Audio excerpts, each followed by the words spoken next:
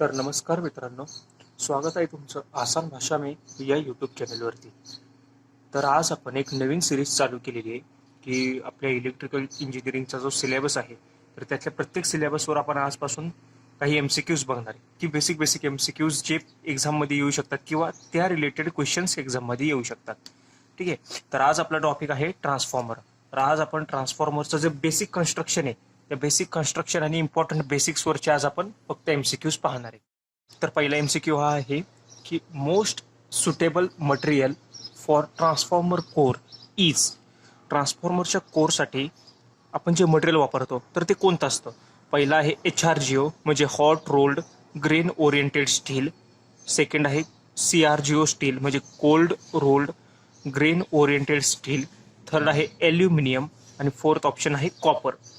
तर हा प्रश्न आपल्याला विचारलेला आहे म्हणजे हा बेसिक कन्स्ट्रक्शनवरचा क्वेश्चन हा येऊ शकतो. ठीक आहे. तर मित्रांनो, ही एक बेसिक ट्रान्सफॉर्मरची कन्स्ट्रक्शन डायग्राम आहे की ट्रान्सफॉर्मरला आपण डिनोट कसं करतो, त्याला शो कसं करतो. ठीक आहे. तर हा एक ट्रान्सफॉर्मर आहे, हा त्याचा कोर आहे, हा ट्रान्सफॉर्मरचा एक कोर आहे. ठीक आहे. या ट्रान्सफॉर्मरच्या ही प्रायमरी वाइंडिंग आहे ट्रान्सफॉर्मरची, ही ट्रान्सफॉर्मरची सेकंडरी वाइंडिंग आहे. ठीक आहे. तर त्यांनी विचारलं की हा जो कोर आहे म्हणजे हा जो बॉक्स तुम्ही बघू शकता हा कोर कुठल्या मटेरियलचा बनलेला असतो.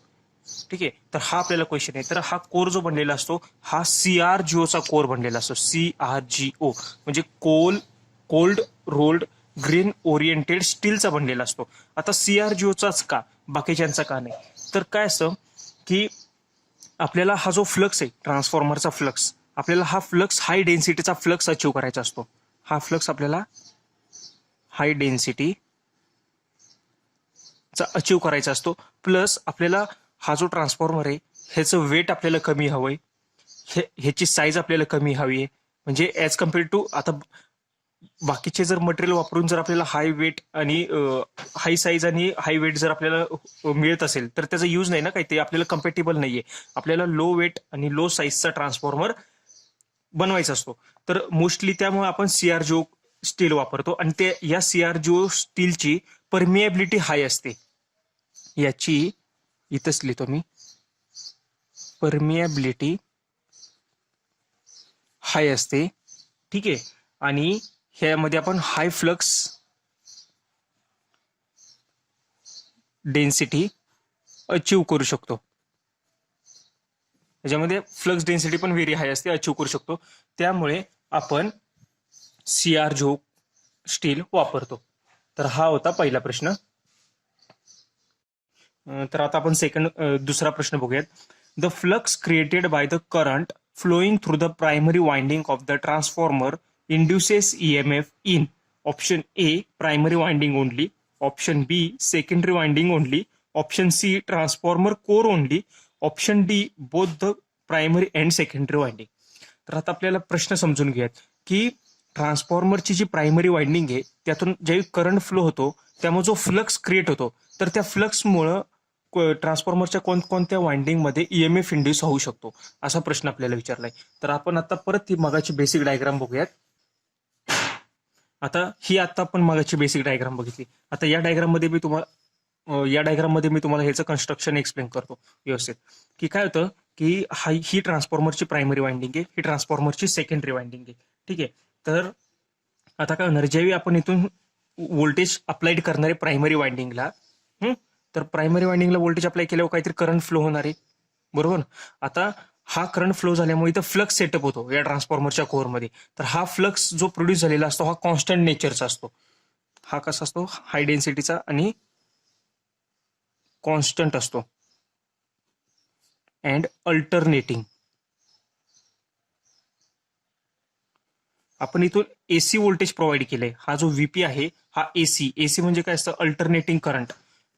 अल्टरनेटिंग नेचरचा आपल्याला आपण व्होल्टेज अप्लाय केलंय त्यामुळे जो फ्लक्स प्रोड्यूस होणार आहे हा पण कॉन्स्टंट असतो आणि अल्टरनेटिंग नेचरचा असतो. तो या ट्रान्सफॉर्मरच्या कोरमध्ये सेटअप होणार आहे.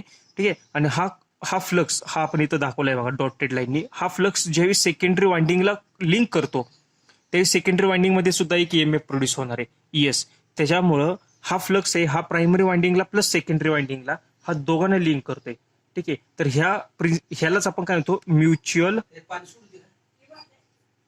इंडक्शन प्रिन्सिपल, ह्यालाच आपण म्युच्युअल इंडक्शन प्रिन्सिपल हे सुद्धा आपण म्हणतो.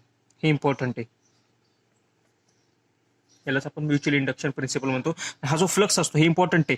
ट्रान्सफॉर्मर हा एक कॉन्स्टंट फ्लक्स डिव्हाइस आहे, हे तुम्ही नेहमी लक्षात ठेवा.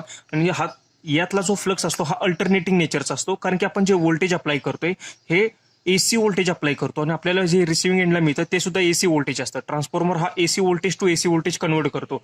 ठीक आहे, त्यामुळं हे बेसिक पॉईंट आहेत, हे इम्पॉर्टंट आहे. यावर प्रत्येक पॉईंटवर एमसीक्यूज तयार होऊ शकतात, त्यामुळे हा इम्पॉर्टंट पॉईंट आहे, हा लक्षात ठेवा.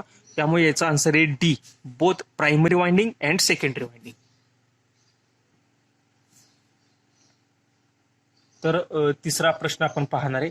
तर तिसरा प्रश्न काय दिलेला, primary and secondary of the transformer are first electrically coupled, B magnetically coupled, C electrically and magnetically coupled, D none. म्हणजे कन्स्ट्रक्शनवर आपल्याला हा प्रश्न विचारला आहे की प्रायमरी आणि जी सेकंडरी वाइंडिंग आहे ट्रान्सफॉर्मरची ती आपण कशी कनेक्ट केलेली असते किंवा कशी एक त्या सिस्टीममध्ये कशी कनेक्टेड असते, हा प्रश्न आपल्याला विचारलाय. ठीक आहे, तर आपण मगाची ती डायग्राम घेऊयात आणि त्या डायग्रामने आपण एक्सप्लेन करूयात. तर ही आता आपण डायग्राम पाहिली. तर ही प्रायमरी वाइंडिंग आहे, ही सेकंडरी वाइंडिंग एस आहे. ठीक आहे, तर आता तुम्ही बघू शकता की ह्यामध्ये काही इलेक्ट्रिकली कनेक्ट केलंय का बरं आपण, म्हणजे फिजिकली इलेक्ट्रिकली आपण काहीच कनेक्ट केलेलं नाही.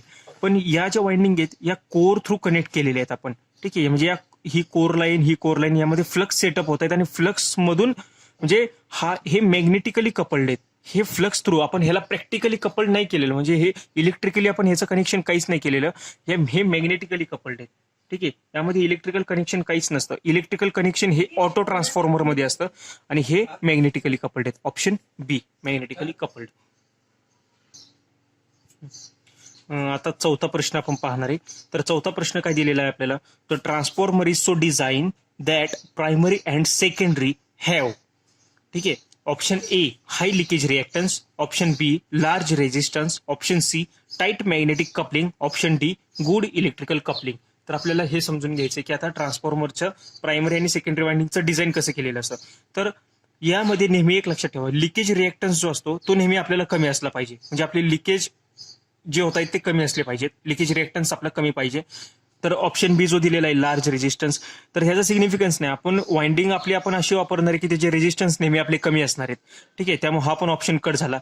तिसरं दिलंय चौथं दिलंय गुड इलेक्ट्रिकल कपलिंग. आता मागच्याच क्वेश्चन मध्ये आपण पाहिलं, आपण इलेक्ट्रिकली कपल्ड करतच नाहीये, आपण ते मॅग्नेटिकली कपल्ड केलेले, त्यामुळे हा तर ऑप्शन इथेच कट झाला. ऑप्शन ए पण कट झाला. राहिला ऑप्शन काय, option C tight magnetic coupling. जसं आपण मगाच्या क्वेश्चन मध्ये पाहिलं की प्रायमरी आणि सेकंडरी वाइंडिंग या मॅग्नेटिकली कपल्ड असतात, मग त्या दोघांमध्ये मॅग्नेटिकल कपलिंग सुद्धा हाय पाहिजे. ठीक आहे, त्यामुळं tight magnetic coupling, option C हे त्याचं करेक्ट आन्सर आहे. ठीक आहे, आणि हे तुम्ही लक्षात घ्या की याच बेसिक कॉन्सेप्टवर ते क्वेश्चन विचारले जात आहेत, फक्त फिरून फिरून विचारले जात आहेत. ठीक आहे,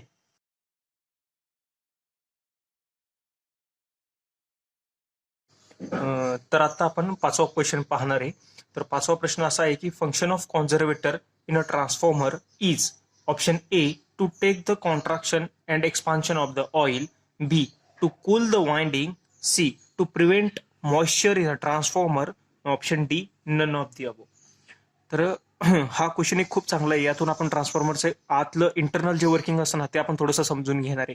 ठीक आहे, आता मी जे सांगतोय त्याकडे फक्त एक म्हणजे तुम्ही शांतपणे ऐका व्यवस्थित, ते तुम्हाला समजून जाईल नक्की काय आहे ते. आता आपण काय करणार आहे की ट्रान्सफॉर्मर जर तुम्ही पाहिला असेल तर तुम्हाला एक आयडिया आली असेल जनरल, तर ट्रान्सफॉर्मरचा एक टँक असतो. तर ट्रान्सफॉर्मरच्या टँकवर एक बारीक अजून एक छोटा टँक असतो, तर त्याला कॉन्झर्वेटर असं बोलतात. ठीक आहे, तर कॉन्झर्वेटर हा ट्रान्सफॉर्मरच्या टॉपला कनेक्ट केलेला असतो. ठीक आहे, कॉन्झर्वेटर हा ट्रान्सफॉर्मरच्या टॉपला कनेक्ट केलेला असतो. आणि आता तुम्ही क्रोनॉलॉजी समजून घ्या मी जे सांगतोय ते. तर काय होतं नक्की, ज्यावेळी ट्रान्सफॉर्मर आपण रेटेड करंटला वर्क करतो, म्हणजे ट्रान्सफॉर्मर हा आपण लोड म्हणजे ट्रान्सफॉर्मरला आपण लोड दिलाय, लोड कनेक्ट केलेला आहे ट्रान्सफॉर्मरवर, आणि त्यामुळं रेटेड करंट फ्लो होतोय. आणि एक्सेसिव्ह जर लोड दिला आपण अजून आणखीन, तर ट्रान्सफॉर्मर आणखी करंट ड्रॉ करतो, म्हणजे सप्लाय करणार तो. आणि काय होणार मग, ज्यावेळी तो ट्रान्सफॉर्मर मधनं म्हणजे जास्त रेटेड करंट फ्लो होणार किंवा रेटेड करंट जास्त टाइमसाठी फ्लो होणार आहे, त्यावेळी आपला जो फॉर्म्युला आहे I² RT, या फॉर्म्युल्यानुसार त्यामध्ये लॉसेस म्हणजे हीट प्रोड्यूस होणार आहे. ट्रान्सफॉर्मरच्या वाइंडिंगमध्ये, कारण की वाइंडिंगमधनं करंट फ्लो होतो ट्रान्सफॉर्मरच्या. तर त्यामुळं I²RT या फॉर्म्युलानुसार त्यामध्ये हीट प्रोड्यूस होणार आहे. आणि जर ट्रान्सफॉर्मरमध्ये हीट प्रोड्यूस झाली तर ट्रान्सफॉर्मरच्या वाइंडिंगमध्ये हीट प्रोड्यूस होते आणि ट्रान्सफॉर्मरच्या वाइंडिंग या ऑइलमध्ये इमर्स्ड केलेल्या असतात, ऑइलमध्ये बुडवल्या गेलेल्या असतात त्या. ठीक आहे. तर ट्रान्सफॉर्मरच्या वाइंडिंग मधली हीट ही ऑइल काढून घेण्याचं काम करतं, म्हणजे ऑइल ही हीट एक्स्ट्रॅक्ट करण्याचं काम करतं. जेव्हा ऑइल ही हीट एक्स्ट्रॅक्ट करतो त्यावेळी काय होतं, ट्रान्सफॉर्मरचं ऑइल हे हीट व्हायला लागतं. ज्यावेळी ट्रान्सफॉर्मरचं ऑइल हे हीट होतं त्यावेळी ते एक्सपांड व्हायला लागतं, म्हणजे त्याचं एक्सपान्शन होतं ऑइलचं, म्हणजे ऑइलची लेवल वाढत वाढत जाते आणखीन. आणि ती ऑइलची लेवल त्या ट्रान्सफॉर्मरच्या टँकमधून ती कॉन्झर्वेटरमध्ये येते. मग ते ऑइल आहे ना, तर ते फ्लो होतं कॉन्झर्वेटरमध्ये. ठीक आहे. आणि ही कंडिशन कधी झाली, ज्यावेळी त्या ट्रान्सफॉर्मरच्या ऑइलचं एक्सपान्शन होते. ठीक आहे. हे एक्सपान्शनच्या वेळी काय होतं की ऑइलची लेवल इन्क्रीज होते आणि ऑइल हे ट्रान्सफॉर्मरच्या टँकमधनं ते कॉन्झर्वेटरमध्ये येतं. आणि ज्यावेळी आपण ट्रान्सफॉर्मर म्हणजे आता लोड आपण कनेक्ट केलेला खूप कमी झाला, त्याच्यामुळं करंट पण आपला कमी झाला. त्या करंट कमी झाल्यामुळे वाइंडिंगमध्ये होणारी जी हीट आहे I²RT, तर ती हीट सुद्धा आपली कमी झाली. ठीक आहे. तर आता हीट कमी झाल्यानंतर ऑइलचं काय होणार आहे, हे कॉन्ट्रॅक्शन होणार आहे. कॉन्ट्रॅक्शन म्हणजे ऑइल हे आपलं ऑइलची लेवल ही रिड्यूस्ड होणार आहे, खाली खाली खाली येणार आहे. आणि ज्यावेळी ऑइलची लेवल ही रिड्यूस्ड होणार आहे तर त्यावेळी जे कॉन्झर्वेटर मधलं जे ऑइल आहे, तर ते कॉन्झर्वेटर मधलं ऑइल ट्रान्सफॉर्मरच्या टँकमध्ये येणार आहे. की लाईकवाईज त्यामुळे काय होणार आहे, लेवल ऑफ ऑइल आहे ना, तर ती मेंटेन राहणार आहे ट्रान्सफॉर्मरच्या टँकमध्ये बाय युझिंग कॉन्झर्वेटर. तर हे त्याचं बेसिक फंक्शन आहे की ट्रान्सफॉर्मर मधलं ऑइलचं जे कॉन्ट्रॅक्शन आणि एक्सपान्शन आहे ना, तर ते व्यवस्थित कॅरीड आउट केलं जातं बाय युझिंग ट्रान्सफॉर्मर. त्यामुळे त्याचा बाय युझिंग कॉन्झर्वेटर. त्यामुळे त्याचा आन्सर आहे option A, to take up contraction and expansion of the oil.